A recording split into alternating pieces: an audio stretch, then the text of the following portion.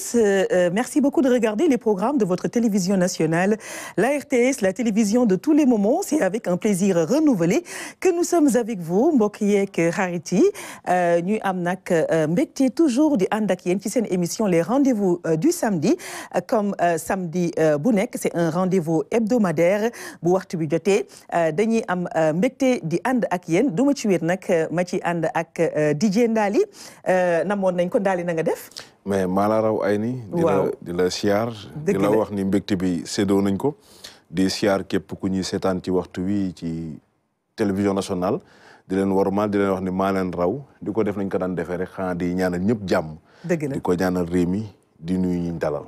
dëgg la comme nag ni à l'accoutumée tey nag dañu fi am vraiment ay invités de prestige comme niñ ko tàmmee di leen ko indil ci seen émission les rendez-vous du samedi ñu ci ànd nag ak le directeur du musée des civilisations noires monsieur Amady Bokoum donc moom nag archéologue la loolu mooy métier mais nag ndax archéologie xam naa ne dinañ ci ñëw ci kanam loo xamante ne nii la liggéey boo xam ne métier boo xam ne nit ñi fii Sénégal xamuñu ko torop te c'est très rare nga dégg koo xam ne nii ci loolu lay yëngu ñu def ko nag tab ko def ko nag directeur du musée des civilisations noires bi nga xam ne nii ñu ngi ko créé en 2015 ouvert au public à partir de l'année 2018 n'est-ce pas directeur. tout à fait maa ngi léegi nuyu di la gërëm di nuyu téléspectateurs yi aussi xam naa ci kanam tuuti dañ am ay jéego yu jëm ci archéologie.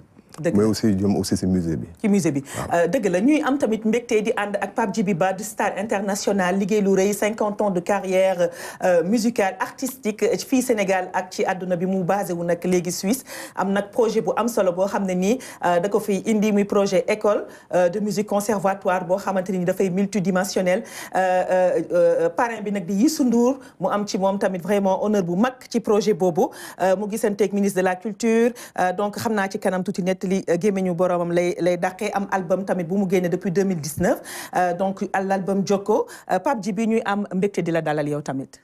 asalaamaaleykum ay ni kontaan naa trop ci jalal bi ma dalal fii ci RTS la maison mère dama ne dama ñëwaat sama kër. dëgg la kon maa ngi lay nuyu di nuyu sama xarit Ndali. waaw yooyu monsieur le directeur monsieur Bakoum. dëgg la yow bokkal plateau bi di nuyu waa Sénégal gépp. dëgg la si kanam tuuti tamit dinañ fi dalal Mouhamadou Dia moom nag écrivain le slameur la aux âmes bien nées la valeur n'attend point le nombre d'années loolu la bindkat bu rëy ba waxoon donc moom xale la et il est en classe de terminale génn na livre slameur la participé na ci ay concours yu am solo yu am fii suñu réew nekk ci finaliste xale yi nag nekkuñ ay xale yoo xam ne dañuy toj rek ak di yàq donc am na xale yoo xam ne dañuy jàng xale yi ndaw lañ am ambition ñu bugg leen ñun RTS suñu mission de service public jox leen en exemple donc moom tamit si kanam tuuti dina fi toog ak yeneen artistes n'est-ce pas Ndali. dinañ fi dalal aussi ay talent dinañ fi dalal waaju am lu particulier ndax boo nekkee ci réew di ndaw am lu say moromu ndaw amul te ngeen bokk li ngeen di def te xëy na dàqoo leen ko da ngay xam ne am nga privilège mais ay ni da nga dalal ñaari musée kenn ki mooy jiite musée des civilisations noires keneen ki di musée tey bu ñu doon wax jëmm la doomu aadama la Pape Djiby Ba di koo xam ni histoire la ci musique sénégalaise ndax pionnier la tàmbali na musique am fi mu ko war a tàmbalee nekk lu raar tamit ci géer ndax ñu bëri xamuñu ne Pape Djiby Ba du géwal waaw mais plus de 50 ans de carrière mais li ci extraordinaire mooy ca tàmbali ba dëgg la ndax ay ni ba muy tàmbali waa ji musique boobu la musique la rumba congolaise a fi nekkoon. waaw li ñuy wax ay xëy na groupe phare ay Bembeya Jazz mën nañu wax loolu. mën nañu wax musique guinéenne mën nañu wax cha-cha-cha mën nañu wax salsa pachanga yooyu yëpp moo fi amoon doole. ñoom ñu ñëw imposer une musique. mooy musique sénégalaise bien de chez nous. mais musique bu thématique. musique boo xam ne danañ defar. musique boo xam ne danañ am créativité. mais aussi am lu ci particulier parce que tey soo ne musée des civilisations noires. dafa muy représente ci histoire. parfaitement surtout Sénégal. dëgg la tey boo nee boo delluwaatee ci esclavage da ngay naan lu ci bëri dañuy jàpp ne Sénégal rek la mës a xewee. ba ñu ci yeneen nationalité différentes nationalités yi fi jaar sax xamuñu ne am na yeneen nationalité yu fi jaar dañ jàppoon ne ay sénégalais lañ. waaw donc defe naa ni invité nga ñaan ñoo xam ne bu ci ndaw ñi dégloo donte 5 minutes la laa wax. dinañ ci jàng lu bëri. lu bëree Ndaly yow tamit vraiment ngay yëngu sa objectif yëpp mooy luy rayonneloo culture sénégalaise ak surtout transmission devoir de transmission bi nga xam ne ni mag ñi am nañ ko ci ndaw yi donc loolu projet bi Pape Djiby fas yéene taxawal fii Sénégal dina ci dox donc dañuy ñëw rek ci directeur yow nag musée bi ñu ngi ko créé en 2015 mais mu ngi ubbi en 2018 lu waral écart boobu. écart boobu lu ko waral mooy dañoo waroon liggéey parce que musée bërëb la boo xam ni da nga war a wone li nga war a wone dafa war a dëgër nga seet aussi méthode boo utiliser pour wane ko. dëgg la comme dañu ne musée des civilisations noires ñëpp ko bokk Sénégal rek moomu ko. donc il fallait que ñu am ay daje yoo xam ni du seulement ay sénégalais du seulement ay africains du seulement ay noirs ñëpp ñoo ko bokk.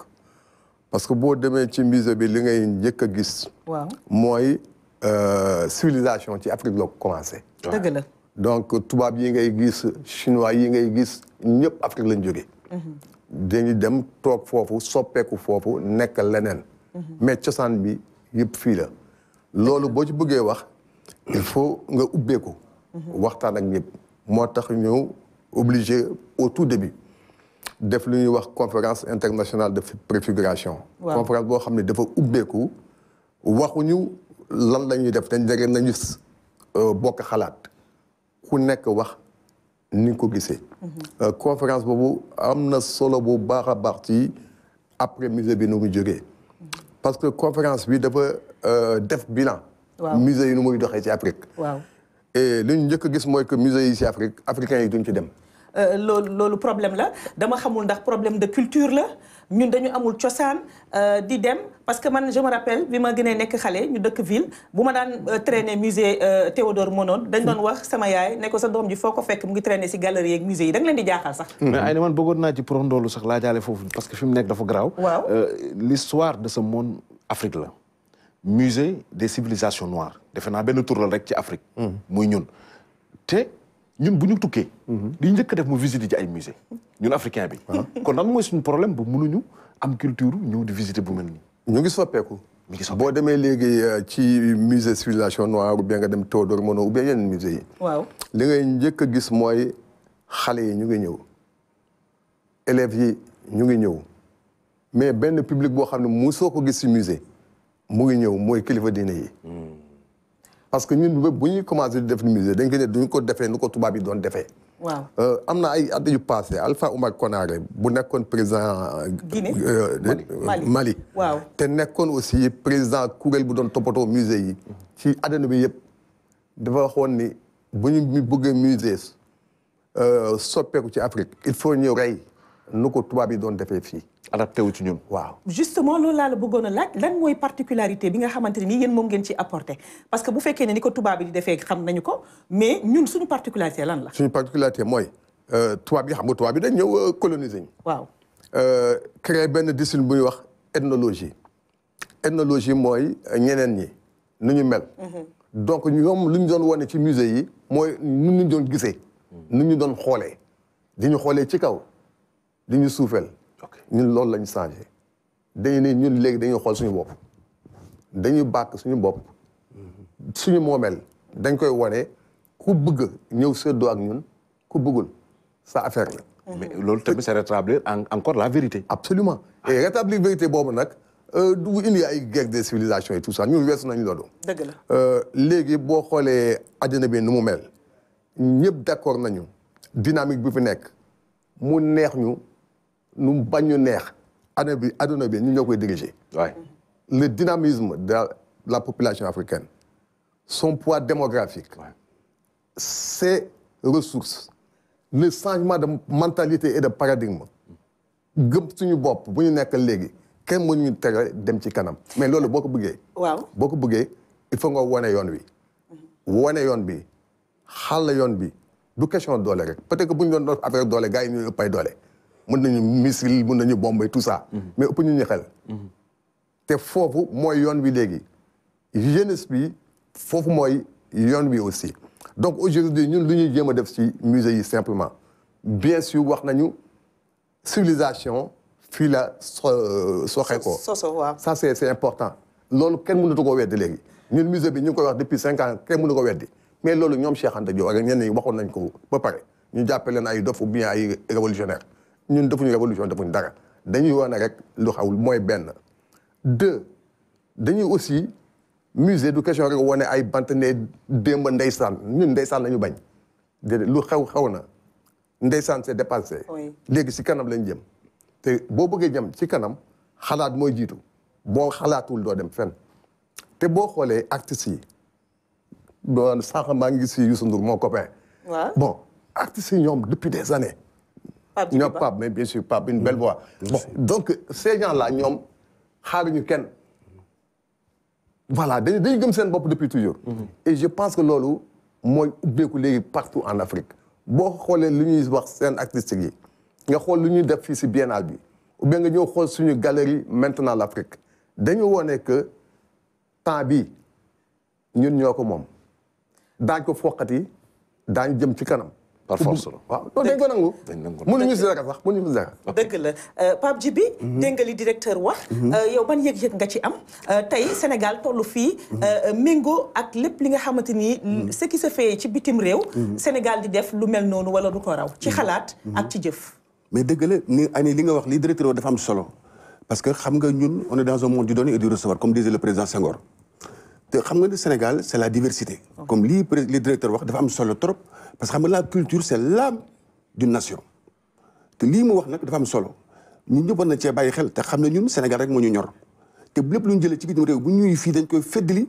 ngir maanaam transmettre ko xale yi mu yaatu ndax loolu lépp sunu maam yi newoon doon ko fësal ca président Senghor ba léegi kon donc lii président lii directeur wax dafa am solo dëgg la dafa am solo Pape Djibi yow 50 ans de carrière nga am projet bu rëy mooy tabax fi benn école de musique donc Youssou Ndour am ci la part belle vraiment ngeen duppee ko ci lu am solo dinañ ci ñëw ci kanam mais dañuy seetaan fàttaliku na xam naa Ousmane Sy nag tey xol bi dina frigidaire mu ngi fi nag sànq ba tey mu ngi yéeg a ko wàcc moom Balia daf ko bëgg daal waaw Ousmane daal Balia daal lu bëgg la dañuy seetaan benn vidéo en 2019 mais nag version bu njëkk bi mu ngi génn en 1986 ci album Takku Liggéey yaakaar naa Takku Liggéey nag ci lañ nekk Pape Djibi Ba ak artistes yi Youssou Ndour way na liggéey ñëpp ci la ñuy soñju xale yi di ci soñju population sénégalaise bi donc yaakaar naa léegi nit ñi xale yi ñu ngi ciy gën a conscient te xale yi sax ci lañ nekk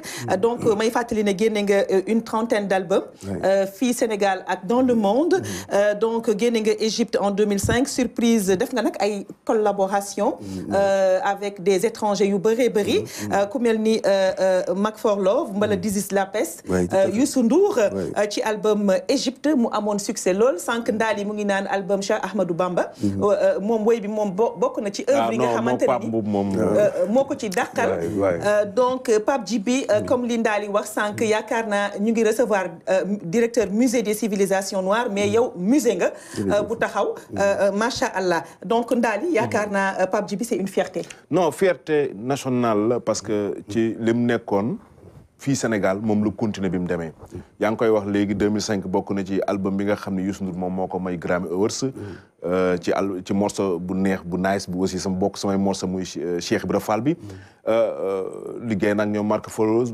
diggante 88 bi ngay wax noonu bi muy génnee Takku Liggéey bi ak 2019 dañu gis transition bu extraordinaire Pape Djibi dañu gis changement lan la Pape Djibi bi mu nekkee Sénégal jànguloon musique parce que Pape Djibi musique bi muy def bitim réew ak bi mu doon def avant ba ci consommer local waa sénégalais bi morceau fétiche bi nga defoon aussi 92 Sénégal jàmm def naa mooy kii bi hymne kaan bi ak yeneen lan moo changé ci diggante bi ci Pape Djibi am na changement bu mag a mag ndaani loolu boo ma ko laaj naa ci sawar a tontu mooy bi ma nekk fii daan naa def musique waaye xaw ma woon le concert xaw ma woon le solfège bi ma yàlla dimbali bi ma demee bitim réew je me suis inscrit au conservatoire Hector Berlioz dans le 10e arrondissement jàngat musique ndax def musique baax na waaye nag xam la muy wax dafa am solo te gis naa ni opportunité bi am maanaam bitim réew nga xamante tubaab bi ñu nga xamante ni xam nga Baaliya bi tëgg naa ko il y a 30 ans de cela.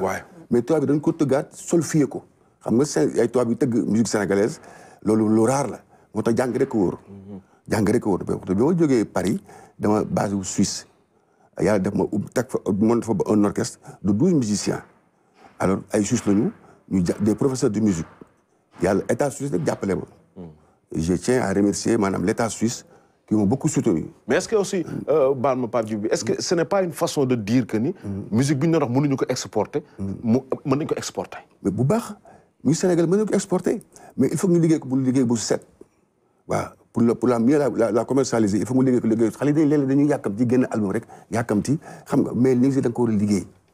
musique da nga ko liggéey ba mu set boo demee bi koy dégtal un public dafa war doon lu set loo xamante ne dina doon lu yàgg. lu yàgg waaw dafa am solo loolu. dafa am solo directeur. waaw justement waaw bëggoon naa sa appréciation ci lii mais aussi. après loolu directeur ndax musée des civilisations noires suñu côté musique traditionnelle am na ci wàll. waaw bu baax a baax. c'est-à-dire que ñun lu jàpp mooy suñu aada yi ak suñu cosaan yi séddoo bu mu wax c'est très important.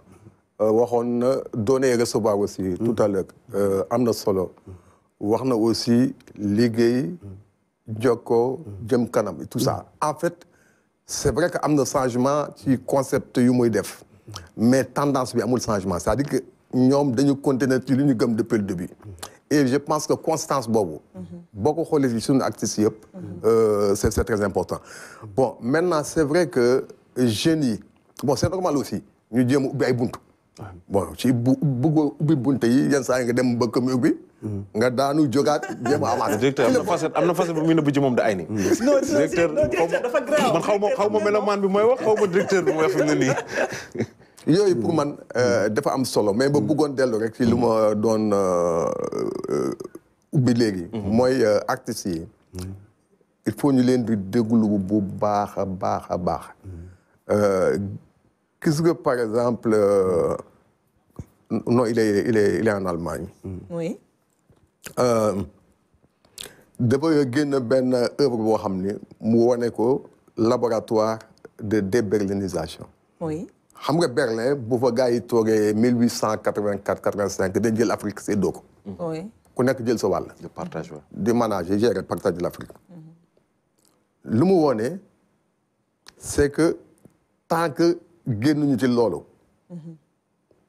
duñu mun a juboo duñu mun a ànd duñu mun a supprimer suñu frontières yu dof yi defaat benn Afrique nekk benn te loolu bu ñu ko nekkee rek kenn mënuñu gagner et CANAS yi vraiment œuvre laboratoire de déberlinisation boobu day wone loolu ak beneen affaire bu tuuti bu ñu ba bëggoon wax ñun pour ñun comme na ma leen waxee musée de démb ou bien ndeysaan tout le temps. il faut ñu xool ci kanam di xool suñu bopp ni ñu mel. temps yi wax nañu ay violence yu bëri yu am ci dëkk bi. waaw ay yàq-yàq dem nañ ba bëgg a lakk bibliothèque université. dëgg la. ñun balaa boobu di am. balaa événement yooyu di am. créé nañu ci musée bi benn galerie. wax ñu ko la galerie du civisme dañ ko wooye la galerie de l'incivisme. loo xam ne war ñu ko def. dëgg la te ci galerie boobu lu ñuy wone ay lakk école lakk classe oto buy daw ci sens interdit saret buy dugg autoroute. mooy acte yi nga xamante ne kenn waru ko def waruñ ko def. parce que doo toog bu nga liggéey réew. waaw lépp koom-koom réew mi yëpp ñuy dajale di jéem a defar kenn di yàq ne maa tey. fii yoonu buur la. affaire yi moom la ñu affaire ñun mënuñu ko teg amuñu karwaas amuñu police mais am nañu ay xel ak xalaat. dañuy génne foofu galerie incivile boobu boo leen amee jot dem leen xool ko même député yu doon dóorante la dañ leen wane foofu. parce que doo bëgg a nekk njiit nga xam ne yow saaga rek ak dóor nga mën non il faut nga am xalaat. loolu aussi manqué na ci li ñuy def léegi c'est-à-dire que classe politique bi seen xalaat dafa xaw a gàtt. affaire bi du dóorante rek di saagante non. war na mën a doon débat d'idées. voilà mu doon débat d'idées. waaye fa la Afrique toll sax débat d'idées. confrontation d'idées. waay et loolu bu amee kenn gënul kenn. ku nekk mun na am xalaat. suñu xalaat yi mun na bañ a jubóo c'est pas grave. c'est pas important mën naa wuute. le plus important rek mooy ku nekk di jéem a am une pensée positive. dëgg la. ou bien kenn nag bañ a xalaat comme moom mun na toog fële di juger ñëpp. loolu mooy indi jafe-jafe mais comme tu dis xalaat la force de la pensée de l'idéologie yaakaar naa loolu moo nekk à la base de toute révolution wala de tout changement parce que nag xalaat moo am mais xalaat bu positif naturellement. waaw c'est-à-dire que xam nga xalaat. waaw si tu veux monde bi boo ko gisee nu mu mel léegi pas seulement ici hein parce que monde bi léegi dafa jaxasoo monde bi c'est connecté. non c'est partout. Par exemple idée populiste yi dañuy bëgg ay melokaan populisme mooy di wax nit ñi lu ñu bëgg a dégg. waaw lu leen neex. waaw loolu mën nga ci aw surfer ba egg fi nga bëgg a egg dama jox ay exemple mais il y a des présidents yu gën a rëy ci monde bi foofu la ñu aw.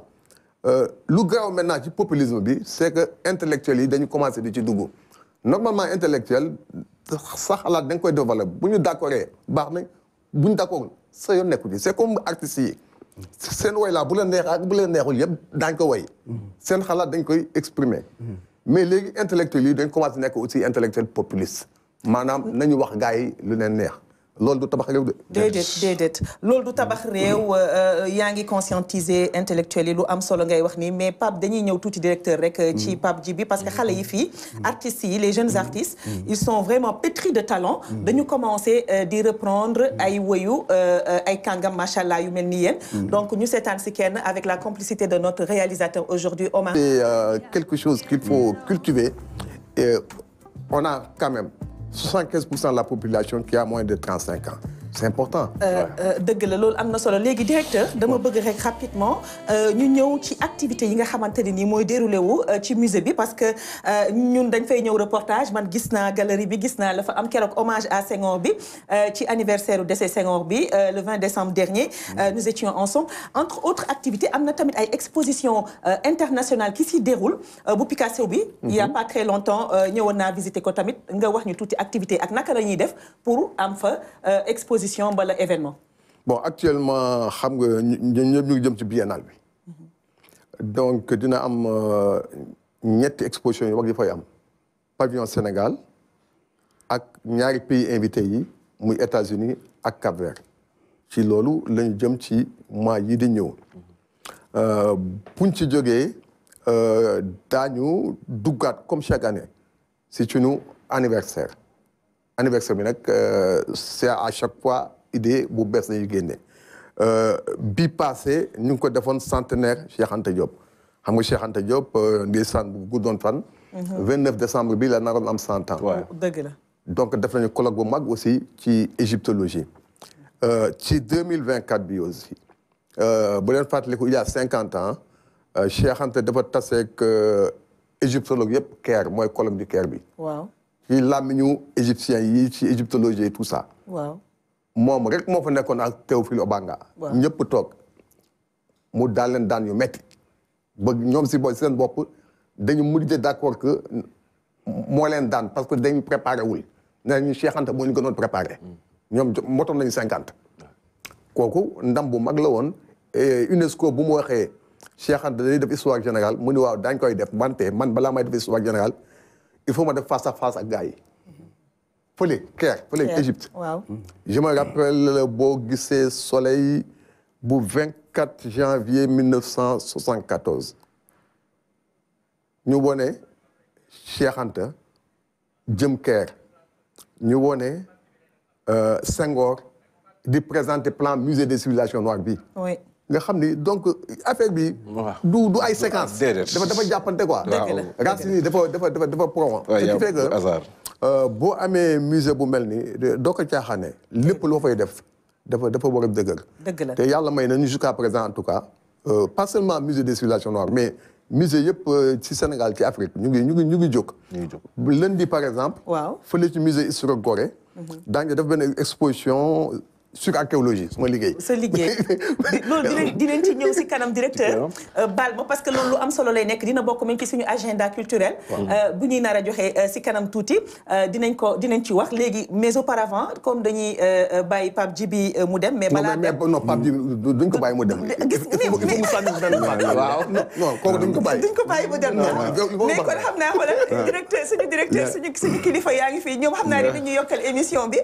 dinañ yokk temps bi mais Pape Djibi balaa ñu dellu si waat si directeur dañu bëggoon nga ñëw da nga am projet bu mag boo xam ne c'est dans le cadre de la coopération sénégalo-suisse benn école boo bëgg a tabax fii Sénégal nga ci nag conservatoire bi nga duppee ko Youssou Ndour ak Macky Sall sax président son excellence moom espace administratif bi moom lañ ko duppee ak fii ñoom Iba Der Thiam képp ku fi kilifa fii tekki fi dara def fi loo xamante ne nii exemple nga ci réew mi rek référence nga yaakaar naa am nga fa wàll ñu bëggoon nag nga ñëw si projet bi rencontré nga si ministre de la culture monsieur Aliou Sow dans ce cadre là nettali si gémmiñu boromam la daaxee ñu déglu la si waaw tout à fait Altine li nga wax dafa am solo j'ai été reçu par le ministre de l'actuel ministre de la culture Aliou Sow dans le cadre de la coopération sénégalo-suisse ci projet bi nga xamante ne moom lañu bëgg implanter au Sénégal léegi l'année dernière bi ma fi ñëwee jot naa waxtaan ak Youssou Ndour ci projet bi ba mu doon le parrain mooy idée bi waaw école baa ngi nii waaw derrière idée bi mooy def une tournée avec les Suisses indi leen Sénégal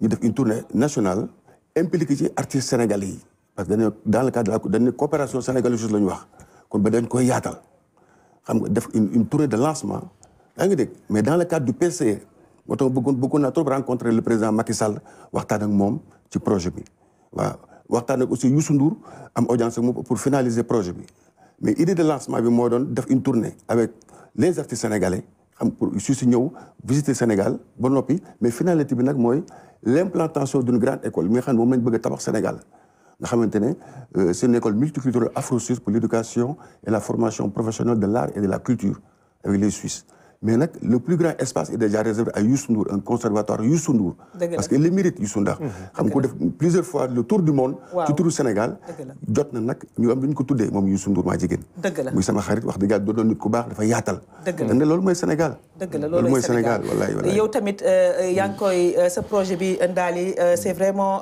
loo xamante ne nii lu am solo la c'est tout à ton honneur ah xam naa ne tamit kilifa yaa ngi lay dégg fii Sénégal te dinañ si jàpp bu baax ndax ñu ngi gis sànq maquette bi donc avec la complicité de la régie n'est-ce pas donc ñu bëggoon la laaj rek attente yi nga am yan attente nga am par rapport à ce projet parce que tamit formation dafa am solo ci ay artistes yaa ngi wax sànq ne solfège gars yi dañ ko war a xam fii dëgg la parce que jàng moo yor réew waaw jàng moo yor réew tax dañu war a jàngaat man j'ai eu l'idée bi ma demee Suisse j'ai fait une grande tournée ci turu Sénégal dem ba Roumanie représenté ci Sénégal ak Suisse te ñoom ñoo ko financé Suisse ñoo ko financé l'État suisse ñoo ko financé de A à Z xam nga tournée boobu laa bëgg implanté fi ñu defal ko Sénégal indi fi Suisse yi ñu def une tournée parce que jàng dafa am solo daal kon boog vraiment ministre bi recevoir na moom Aliou Sow maa ngi koy gërëm di ko sant moom staff kontaan na ci trop ma ne ko nag vraiment monsieur le ministre lii bëggoon naa ngeen porte ko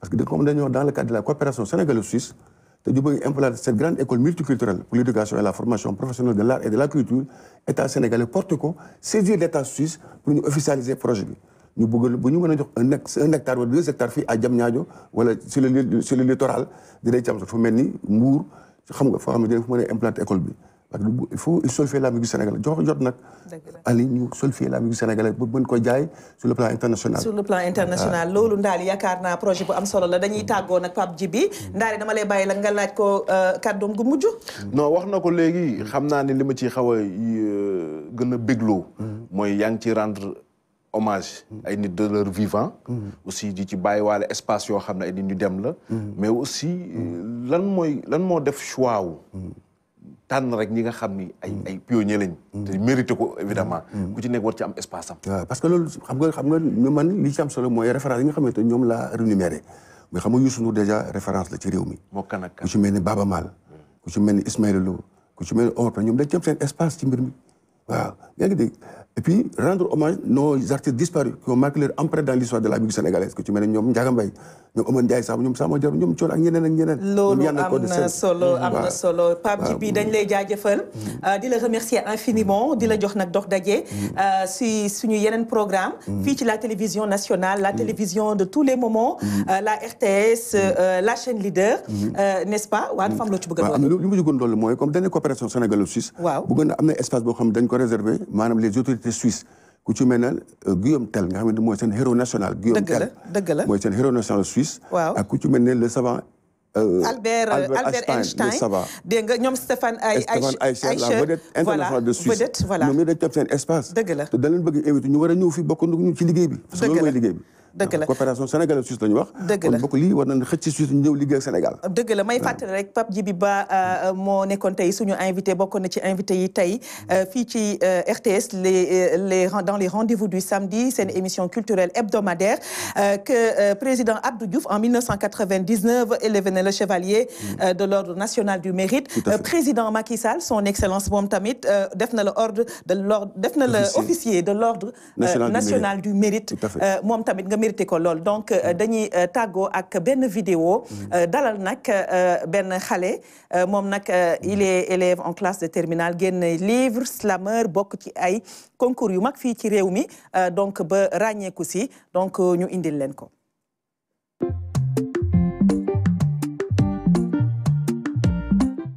de la femme lu ko amal njëriñ la lu ko soxal la di ci wax politique mu nekk benn livre bu ambitieux boo xam ne moom nag c'est un poète te nee na Senghor moo ko inspiré xam naa tout à l'heure directeur di nga ci wax sa xalaat donc ñu ngi lay nuyu di la dalal Mouhamadou waaw ay ni maa ngi lay fay di la ziar bu baax a baax di nuyu aussi di jëm mi ma bokkal plateau bi et doyen waaw di nuyu téléspectateurs yi nga xam ne ñu ngi ñuy seetaan depuis Fass Mbao Diamaguène Sicap Mbao Boune Yeumbeul mi nga xam ne fa laa jógee di nuyu sama yaay bu baax a baax di nuyu aussi sëñ Modou mi nga xam mi ngi nekk sama sëriñu mën naa ni ki nekk sama papa pour l'instant muy Pape Dieng sëñ Modou mooy sëriñam mi ngi dëkk Medina Sarr waaw di leen nuyu bu baax a baax di nuyu Aminta ak ñëpp. dëgg la yow nag nga génne les larmes de mon oncle. En 2023 édition Les Artiges lu tax ce titre ak lu waral thématique yi nga développé ce livre bi. waaw d'abord bu ñu nee les larmes de mon oncle on fait allusion à deux choses. waaw parce que boo nee rangoñ yaa ngi wax rangoñu métit yaa ngi wax rangoñu bànneex et livre bi ñu ngi ko scindé en deux parties. Première partie ñi ngi wax ci rangoñu métit deuxième partie bi ñi ngi wax ci rangoñu bànneex c'est-à-dire li ma neex ak li ma naqari moom laa jël ma dugal ko ci biir livre bi raison pour laquelle les larmes de mon oncle. dëgg la léegi ngay wax ay thématiques comme immigration clandestine comme émancipation de la femme politique tamit yaa ngi ko ciy wax thématique yi nga tànn da nga ko dund wala daf la nekk loo xam ne nii c'est inspirant da nga ko gis ci àdduna bi moo tax nga koy bind lu waral choix yooyu. waaw suñu ñëwee ci comme par exemple émancipation de la femme nous tous nous savons que jigéen ñi ñu ngi souffrir bu dul fii Dakar parce que on peut dire que Dakar mënul nekk loo xam ne c'est visible mais soo duggee ci biir dëkk yi da ngay gis ni carrément jigéen mi ngi souffrir. ci monde rural bi. ñi ngi gis waaw da ngay gis ni carrément jigéen ñi ñi ngi souffrir ñun ñi nga xam ne am nañ sans su fréquenter suñu village maintes reprises xam nañ ni jigéen ñi ngi souffrir parce que l'exemple que je donne à chaque fois. da ngay gis comme par exemple benn femme boo xam ni mi ngi boot xale yor bidon tegaat benn calebasse si bopp bi war a dox benn 2 kilomètres 3 kilomètres kooku c'est-à-dire te góor gi nga xam ne moo seq ak moom war ko jàppale mi ngi koy seetaan et parfois dañuy dal ci kawam bu añ bi yéexee pare wala quelque chose qu'on doit préparer. si kanam di ñu ko déclamer parce que slameur nga tamit ngay def slam depuis quelques années 3-4 ans c'est ça. Pourquoi nga choisir slam tamit comme genre boo xamante ni artistique pour t'exprimer. waaw d'abord dafa am différence entre poésie et slam. Bien sûr. Le slam se trouve à l'intérieur de la poésie et le rap. Et su fekkee da ngaa nekk poète Descartes da doon wax Descartes c'est un philosophe allemand, il disait à chaque fois la parole a beaucoup plus de force que l'écrit. Ça sent que lui il écrivait. Raison pour laquelle sooy bind à chaque fois da nga war di génne aussi li ngay bind parce que du ñëpp censé à lire quoi am na ñoo xam ne lecture da leen di déranger léegi nag li ngay bind da nga koy gën a harmoniser parce que texte poétique bokkul ak texte de slam parce que le slam est beaucoup plus je peux dire beaucoup plus rauque. Et léegi pour ce faire pour nga véhiculer ce message il faut nga emprunter benn style d'écrire boo xam ni à travers le slam nga koy génne. yow nag nga participer may fàttali ci ay concours yu mag fii comme Grand Prix Sidi Lamine Niass entre octobre ak décembre 2023 nga nekk ci finaliste participer tamit ci MTN mooy les maladies tropicales négligées boobu tamit nga nekk ci finaliste exprime-toi pour l'égalité des sexes boobu moom finaliste ak vainqueur nga ci exprime-toi pour l'égalité des sexes nag daal li man moo ma dàqal ci concours yi mu participer c'est pour am nga mais directeur lu tax ngay reetaan yéen da nga interpellé xanaa. déedéet non. je pense que loo xalaat si Mouhamadou ci liggéey bi. ci lim bind livre bi. maa ngi koy doog a xam naa après daañu approfondir suñu relation. mais ça fait toujours plaisir boo gisee ay xale yoo xam ne dañuy gëm seen bopp et puis li ñu gëm dañ koy wax di ko jéem a séddoo. bon les deux thèmes là qu'il a soulevé xam nga moom en fait mooy nit. dëgg la. bu neex bi ak bu naqari bi en fait c'est les deux. c'est les deux extrêmes de la vie et je pense que vu sous cet angle-là c'est très très intéressant beneen affaire bi intérêt bu muy porter sur la femme je pense aussi que c'est important maintenant je connais pas les détails. Oui. mais bu ñuy xool aussi nu ñu koy aborder généralement en Afrique photocopie la. Wow. Les histoires de genre et autres là bon parce que ça vient c'est je dirais pas un effet de mode mais nu mu ñëwee la rek parce que ñun boo xoolee Afrique fii souvent man damay joxe exemple fii île Bijagos mais boo demee île Bijagos fii archipel des îles Bijagos là fii yaa nga kii Guinée-Bissau. waaw. tout le pouvoir est pour les femmes. bien sûr. tout le pouvoir. et même boo xoolee suñu société traditionnelle yi c'est sûr qu'il y a plein d'injustices. mais l'image de la femme surtout dans les sociétés matrilinéaires boo liree Cheikh Anta Diop di nga xam ni c'est pas la même chose que dans les sociétés indo-européennes. donc question yooyu aussi bu ñu koy aborder il faut qu'on essaie de les aborder à partir de nos propres paradigmes. ñu bàyyi rek di copier-coller. nañu xool aussi nu ñu mel. je pense qu'on a beaucoup de leçons à donner au monde, y compris sur cette question. dëgg la loolu am na solo. léegi yow ngay invité jeunes yi à retourner à la source balaa ñu lay bàyyi nga déclamer ñu benn poème. nga slammer ñu lu tax. waaw kii da doon wax benn borom xam-xam da doon wax naan il existe des jeunes de 60 ans. Oui. et des enfants de 20 ans. et su demee ba wax loolu entre autres mu ñëwaat mu ne en Afrique un vieillard qui meurt c'est une bibliothèque qui s'enflamme. ok léegi su demee ba Amadou Hampâté Bâ dévoilé ñaari citation yooyu y a quelque chose ce qui veut dire que ni yow ndaw demal sàkku ji xam-xam ndax dama koy faral di wax bés dama toog ak maam mu ne ma ndaw dëkkeel sàkku xam-xam ndax te xam-xam moo di am-am te xam-xam moo di mën-mën ndax boo amee xam-xam rek am nga lépp te bu ma nee retour si source bëri na ci texte yoo xam ne dévoilé naa ko fa comme bind naa ci adolescence ci école mode bi nga xam ne moom la élèves yi di dundee léegi. et da ngay gis ni carrément que ni jeunes yi ñun jeunes yi suñu génération comme lu gars yi di wax souvent génération la boo xamante ni dafa ñëw passé à côté. dañ lay bàyyi nga déclamer ñu rek may ñu tey loo ñuy may tey on va se faire plaisir. D'accord. Wow. Ce fut une nuit paisible dont une voix sente pessimiste. Mon cœur battait lourd en dormant soudain. J'ai reçu l'appel d'Ahmed en pleurant. Ma ni ko mbokk mbaa jàmm la yow sama xarit gaawee ma mu ne ma booy as dem na ma daal di jël sama xalima daal di taalif man ci sama xarit ba. As a pris la pirogue pour enrichir sa pauvreté car As était l'être dévalorisé par sa famille jusqu'à ce que même qu'il courait derrière la famine. Lu waral As dem As yaay ma jël raqam teg ci kawam ndaxte As amul As mënul As yorul sax lu suukar baraada bi ci kër gi lu xew ci gàlle bi kenn du ko tàggu xanaa kay ab yëglu As daal di fippu commencé naan di tux sax bay muqi As nekkoon borom xam-xam waroon mën a doon borom am-am dem na ba corom bi mu amoon ci koñ bi daal di koy bàyyi ngir sëy moodu bi As confronté par une pression sociale avec ses projets et son intelligence mais rien devant eux As est comparable aux jouets As décida de prendre la pirogue pour lui seul l'Europe fera son bon sort et que tous les moyens sont bons pour emprunter l'Eldorado As ñu teg ko métit gu tiis ci waxtu timis gu niis mu daal di utali tefes gi ngir dajeeg borom gaal gi mu jaral ko jaay alalam ngir dugg ci géej gi 500 000 barça wala barsaq As daal di xaddi xotti géej gi ngir wuti métit du tar gaal gi daal di xar yuuxu di jiib ñuy sànni ay junni nit ndax tiit yuuxu dëmm yi tiital borom gaal gi as daal di xàcc yuuxu mère reconnais-moi mais c'est trop tard la pirogue en 1000 morceaux des vagues messantes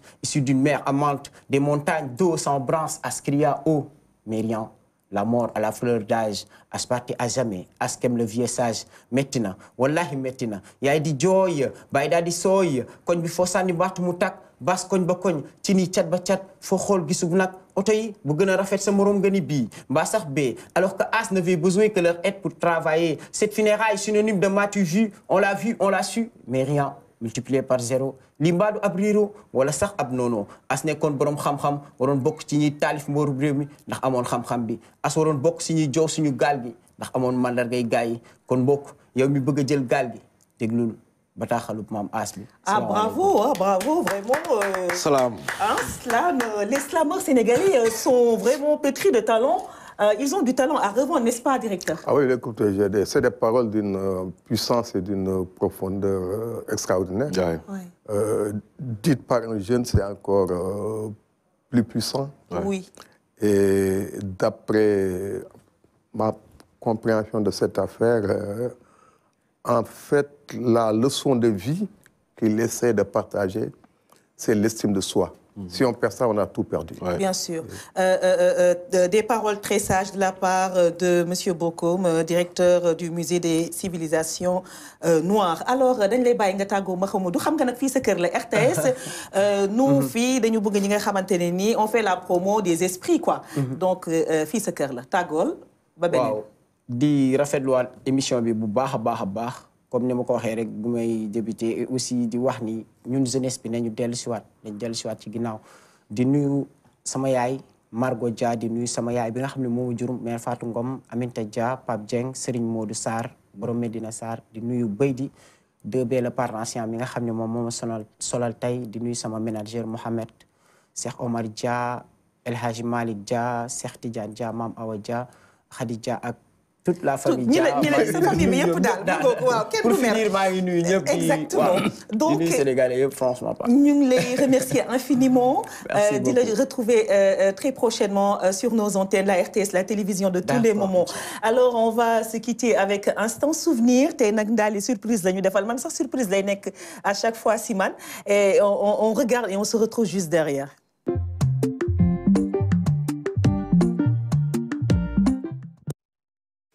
mbokk yi tey li ñuy def mooy souvenir de star souvenir d'un patriote li ñuy tubaab bi di faral di naan une légende ne meurt jamais elle se repose dañuy dem ba Ziguinchor seeti ki ñu daan woowee Esamaay juddu le 25 novembre 1958 foofu ca Ziguinchor Jules Bocandé ci ñenn ñi Jules François Bertrand Bocandé ci ñeneen ñi tàmbali carrière am ràññeeku lool ca ba mu amee fukki at ak juróom-ñaar jël raaya meilleur jeune footballeur sénégalais àndoon ceeg ki nga xam ni mooy Tassirou Diallo ca at boobu Bocandé bokk na ci ñi njëkk a yéegal Casa Sport ci fuñ ko kenn yaakaarewul woon 1979 mu gagné lii di coupe du Sénégal ak Casa Sport ci match bu rëy boobu janoog woon ak Jaraaf de Dakar 1980 Jules François Bocandé ak Casa Sport delluwaat final joué ko sax ci ñaari édition pour la première fois ci histoire football Sénégal daje woon ak équipe bu mag boobu di Jeanne d'Arc te Jeanne d'Arc mujj ko jël waaye ñaareelu final boobu ràññee nañ ci loolu Bocandé ca xeex ba amoon wala boog ñu ne woon dafa dóor arbitre ba taxoon ñu daan ko daan bu toll nii dootul football fii nga xam ni mooy Sénégal loolu ubbil ko ay buntu Bocandé tukki dem ci équipe buy tudd Tournaisienne 1980 ba 1982 foofu ca Belgique jóge fa 1982 1984 ci équipe bu ñuy wax RFC Cérésien laata muy dem tàmbali li nga xam ne mooy carrière am foofu ca France 1984 1986 mu ànd ceeg FC Metz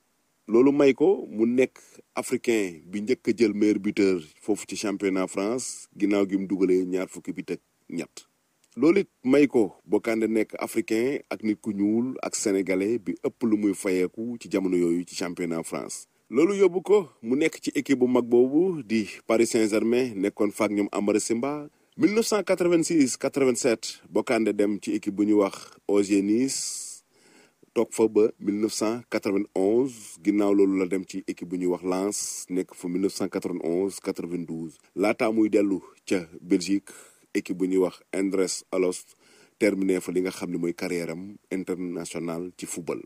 waaye Bocandé nekkoon jëmm ju bëgg réewam jëmm ju ñuy wax dëgg-dëggi patriote ndax ngir dellu si fii ci réewam football ak équipe nationale am defoon na li taxoon ñu joxoon ko carton rouge ngir mu mën a ñëw football si ndax bu ñu fàttali ko jamono yooyu ngir jóge ci tubaab yi dellu si waat fii ci sa réew di football lu doonoon lu jafe la.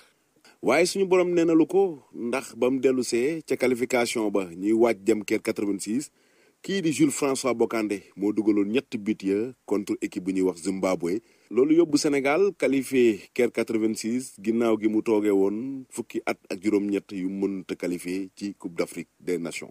1993 mu jeexal carrière internationale am fédération sénégalaise de football dénk ko li nga xam ni mooy équipe nationale mu àndoon ceeg Boubacar Sarr Locotte loolu yóbbu woon ñu quart de finale Tunisie 1994. 2001 mu tàbbiwaat ci équipe nationale du Sénégal di gunge kooku di Bruno Metsu en tant que entraîneur adjoint.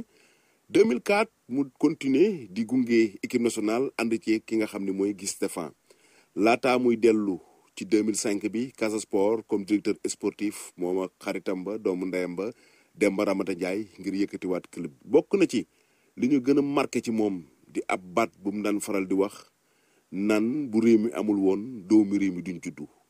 Jules François Bocandé dëddu na àdduna le 7 mai 2012 ca Metz ñu denc ko fii ci réewam. Esamaay, adieu la star, adieu le patriote. Ah oui, le patriote, la star, Jules François Bocandé yaakaar naa ñëpp ko xam même xale yi doog a juddu sax xam nañ ko ndax ndaari nag am na liggéey booy liggéey yaakaar naa bébé yi doog a juddu sax dinañ la xam. waaw mais ay nii ñii mënuñu leen tëb xam nga li ñuy naan l'histoire ne ment pas ce sont les journalistes qui se trompent souvent. tey boo déggee ñu naan la ñancoo national. parce que y avait SMI national. te ñii dafa am lu ñu def ci réew mi surtout Jules François Bocandé ñu dañ daan way teg bal teg dënn mbëkk xam nga. dóor mu dugg waaw dóor mu dugg Bocandé détail parce que man mii jigéen sax xam naa ko waaw moo nekkoon et puis ndeysaan li ma gën a neex ci Coupe d'Afrique gu daaw mooy ñii ñoo ko war njëkk a jël ci histoire footballu Sénégal. moo tax ñoom Sadio Mané li ñu def xamuñu ko sax. moo tax ñu leen koy ñaanaat parce que dafa am ñu bëri ñoo xam dëddu nañ. seen rêve loolu la woon tey sànq directeur mi ngay wax léegi naan la match Zimbabwe bi. ma nga fa woon directeur. waa directeur match Sénégal Zimbabwe et stade Demba Diop. yaa ngi fa woon. waaw les 3 buts là gisoon naa ko. et c'était terrible ce jour-là. naka nga ko dundee match boobu. comme tout le monde. Ouais. Comme tout le monde. Bon, quand tu es au stade, tu sais, un stade c'est une étuve. Hein. Ouais. En fait, tu n'existes pas. C'est le collectif qui existe. ak ñu toogoon lu yàgg qualifié wuñu woon. waaw waroon na qualifié 15 ans 15 ans. 15 ans de jet. Voilà gars yi dindi ko si benn soirée. C'était terrible. mais gis nga génération ñoom El Hadj Diouf Khalilou Fadiga Henri Camara 2002 c'était une belle saga une belle histoire am na lu rëy lu ñu def sànq en coulisses yaa ngi naan ñu ñoom certes jëluñ Coupe d'Afrique bi. mais ñoom ñoo liggéey li tax tey ñoom Sadio Mané jël Coupe d'Afrique bi parce que confiance en soi bi ñu travaillé bi ñu instauré fii Sénégal wane ne c'est possible. loolu noo koy jàngatee. Ben je sais pas, moi je pense que la personne qui a le mieux résumé cette affaire-là, c'était le président Wade. Hein. Ouais. On a battu le champion du monde, donc on est champion du monde. Ouais. C'était le match d'ouverture. Ouais. Personne ne nous attendait. Et je pense que ça a fait un déclic.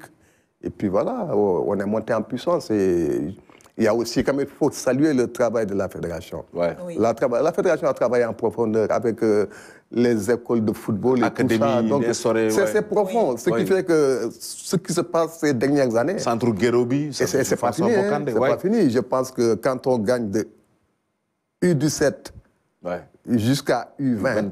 U23, oui. Bon, U23... Il y a une qualification, évidemment. Ouais. Mais quand tu gagnes tout ça, tu gagnes les CHAN, tu es champion d'Afrique, c'est une génération lourde qui est là. Ouais. Bien sûr. Ouais. Elle est très lourde et je pense que c'est pas fini. Hein. Non, du tout. Ce n'est que le commencement. Les gars qui doivent nous rencontrer là doivent être très inquiets. Ah oui, j'imagine. Hein. D'autres trophées vont suivre. En tout cas, on croise les doigts pour nos lions du Sénégal, les lions du pays de la Teranga. Alors, directeur, émission bi nak bu tolloo fii Ndali dañ leen di invité, amis téléspectateurs, donc à regarder avec nous nos programmes, à voir absolument sur la RTS. C'est tout de suite.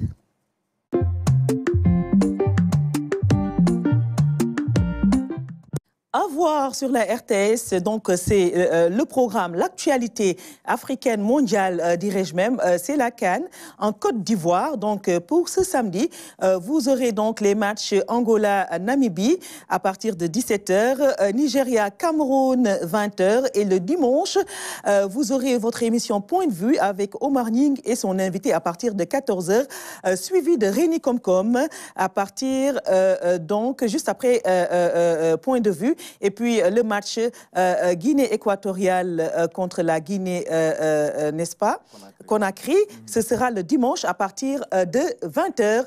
Ce sera à partir de 17h, autant pour moi, sur votre télévision nationale, la RTS. Donc pour les férus de foot, vous serez servis par la RTS, qui est le diffuseur officiel et exclusif de cette CAN, donc qui se déroule actuellement en Côte d'Ivoire.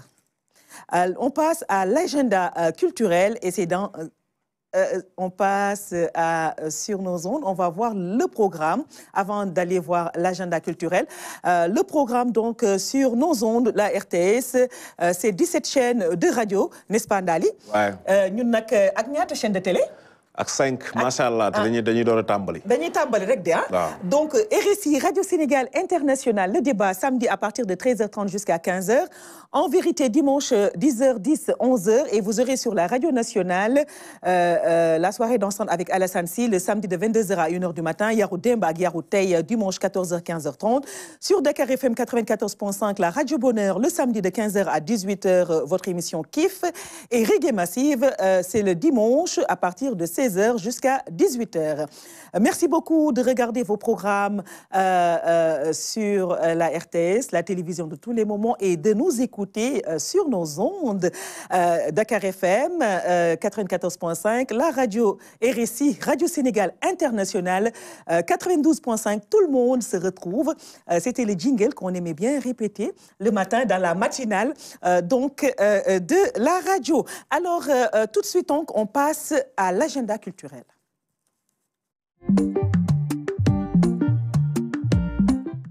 Alors, l'agenda culturel, c'est l'exposition de photographie du musée quai Branly, Jacques Chirac. Le thème, c'est Habiter le monde. Je vous en parlais le week-end dernier. C'est du 19 janvier au 31 mars 2004 au musée Théodore Monod, n'est-ce pas? Et puis, vous aurez donc ce lundi à 17h à Gorée, au musée historique de Gorée, n'est-ce pas, directeur? C'est dans le cadre de la coopération, n'est-ce pas, de Genève, de l'Université de Genève et celle du Sénégal, l'UCAD notamment. Ban heure la naa la bàyyi nga wax ko directeur. waaw kooku bu soobee yàlla lundi lay doon. à partir de 17h. waaw. vernissage exposition boo xam ni day retracer histoire coopération Université de Genève IFAN Cheikh Anta Diop UCAD bien sûr. 18 ans de recherche archéologique. maa doon wax maa ngi di dellu si sama liggéey. dëgg la xam nga aada ak cosaan. am na ñetti buntu ñu mën a aw bu gis ko. wax tradition orale bind ou bien gas. dëgg la temps en temps dañuy tooñ archéologue yi dañuy suli néew non suli wuñu ay néew dañuy tas ak néew rek de temps en temps. mais ñun dañuy gas ay béréb yoo xam ni maam yi dañ fa dëkkoon binduñu mais suul nañu di nga gis ay kër di nga gis ay bàmmeel di nga gis lu ne. loolu dañ koy daté après di ko jéem a misalaate datation yooyu bokk na ci moyen ñu doon utiliser lu ñuy wax carbone 14. nga xam ni Cheikh Anta Diop moo ko indi fii ci Sénégal. liggéey na si lu bëri waaw liggéey na ci yu bëri ci Afrique aussi. donc projet boobu projet vraiment bu am importance la xale yu bëri formé nañ leen à peu près équipe bi amoon na je crois 18 nationalités ay sénégalais ay suisse ay ivoiriens et tout ça formé nañ ci aussi ay étudiants yu bëri et je pense que li ñu nar a wane lundi lu am solo la vraiment j'invite ñëpp ñu mun a dem musée historique à partir de lundi xool bagage yu génne fële ci suufu Sénégal oriental. waaw loolu nag lu am man rien que pour la curiosité et puis la fibre patriotique xam nga tamit Ndaly directeur ku nekk sa réew li ci nekk. dafa war a vibrer en soi. oui bien sûr je veux dire ngay archéologie dafa am solo te dañu war a pousser tamit jeunes yi ñu gën a xam métier archéologue lan la. expliquer waaw boo fa demee par exemple di nga gis ay jumtuwaay yoo xam ni am nañu 300 000 ans ñu ngi leen fekk foofu ci Falémé. donc voilà ak yeneen yeneen yu am solo. donc troisième rendez-vous bi moom un auteur face à son public à la maison de la culture Douta Seck pour les férus de lecture les gens qui lisent toujours tes livres le contact Ndaly ngi nii tes livres. waaw Ndaly yow contact livre bi dafa am solo ci yow. waaw man nag damay lire lu bëri même bu dee du xëy na kii yii nii. waaw parce que man si may xaw li may ëpp li may lire ay xasida la. ah macha allah. waaw dëgg la bëgg naa lire daal mais foofu laay gën a lire mais lu am solo la. waaw xam nga parce que xasida yi dafa intemporel. waaw te bépp xam-xamu àdduna moo nekk ci biir. mais évidemment dañu bëgg di gëstu xam nga dañu bëgg di gëstu ci mag ñi. parce que mag ñi seen bind dafa am ay mbir yu ci dañ lay xaw a enraciné wala boo koy lire souvent. et ça nous permet aussi souvent bu ñuy lire lii daf ñuy delluwaat ci mag ñi. souvent xamoon ne livre yi. lu ci ëpp loo ci lire ay ni fekk na mag ñi bind nañ ba pare mag ñi bind nañ lépp Ndaly. surtout boo lire nag tey boo demoon tey di lire ay bindu Moussa Ka. waaw sëñ Moussa Ka di nga gis ne mag ñi aussi ay vrai poète lañ woon. non poète buñ koy wax mag ñi ñoo tax ñu koy wax.